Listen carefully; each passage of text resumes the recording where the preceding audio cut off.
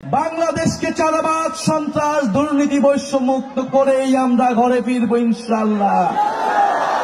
16ই জুলাই যখন আবু সাইদ মারা যায়, 16ই জুলাই বরিশালের বিপ্লবী ছাত্র সমাজ ছাত্রলীগকে বিতাড়িত করেছিল।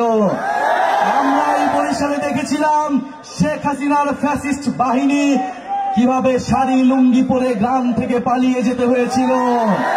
প্রিয় সংগ্রামী বরিশালবাসী, সেই রক্তের কথা, সেই সংগ্রামের কথা আমরা আজও ভুলিনি।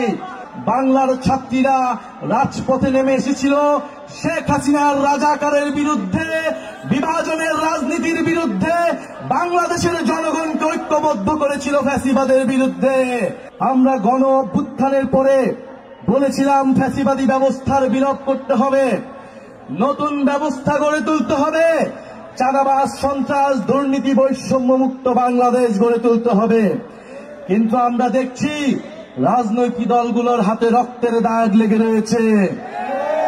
আমরা দেখছি নিজেদের মধ্যে অন্তর্কন্দল, খুনি খুনি করে রাজনৈতিক সহিংসতা মুক্ত বাংলাদেশের রাজনৈতিক সংস্কৃতি দেখতে চেয়েছিলাম, চাঁদা মুক্ত অর্থনীতি দেখতে চেয়েছিলাম।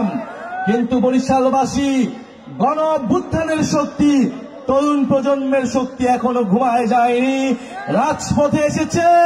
বাংলাদেশকে চাঁদাবাজ, সন্ত্রাস, দুর্নীতি, বৈষম্যমুক্ত করেই আমরা ঘরে ফিরবো ইনশাআল্লাহ। আমরা কোন দলের সহিংসতাই আমরা মেনে নেব না।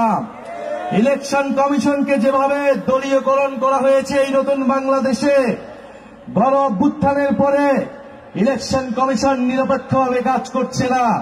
খুনি ফ্যাসিস্ট বাহিনীর মার্কাকে ইলেকশন কমিশন এখনো প্রতীক হিসেবে রেখে দিয়েছে। ইলেকশন কমিশনের ইন্টেনশন কিন্তু ভালো নয়। বাংলাদেশের জনগণকে এভাবে বোকা বানানো যাবে না। ইনশাআল্লাহ জাতীয় নাগরিক পার্টি রাজপথে নেমেছে। কোন হুমকি, ধামকি, বাধা বিপত্তি দিয়ে এই গণজোয়ার থামানো যাবে না। প্রত্যেকটি জেলায়, উপজেলায় জাতীয় নাগরিক পার্টি এবং তরুণদের পক্ষে গণজোয়ার তৈরি হয়েছে।